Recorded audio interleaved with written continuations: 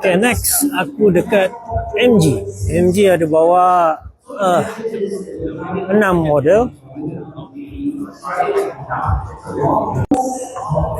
Kan, dekat MG ni semua nampak biasa kan. Hybrid lah apa semua ni. Sana lah. So kita nak try satu. This one. Yeah.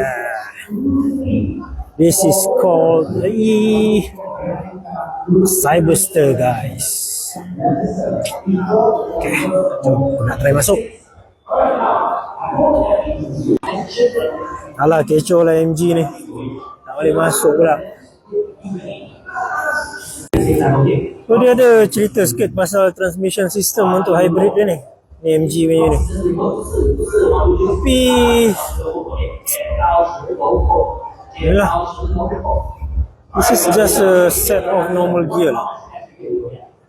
Nothing so special. Dan lepas tu dekat sini dia ada cerita pasal dia punya hybrid system juga.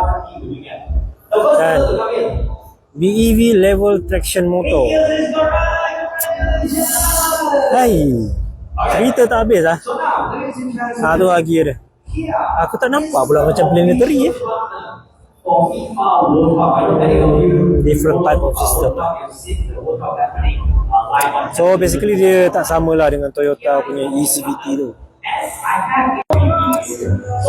Oh, hybrid battery MG ni besar guys, 1.83 kilowatt hour kan. USHEV baru 0.7. Besar. Okay, ini dia tunjukkan dia punya intelligent hybrid lah, kononnya lah. But I tell you, apa yang dia claim ni sebenarnya sama je dengan Toyota punya. Tak adalah conventional propulsion mode tu, tak ada. Sama. Okay. Yalah, tapi nak kena test drive jugalah kan, kalau betul-betul nak tahu apa beza dia. Even Toyota Vios HEV tu, kau boleh dapat full EV walaupun kau dekat 150 km/h. Aku pernah try pun kan. Cuma kau tak dapat selalu lah bateri habis. 0.7 je bateri HEV Vios tu.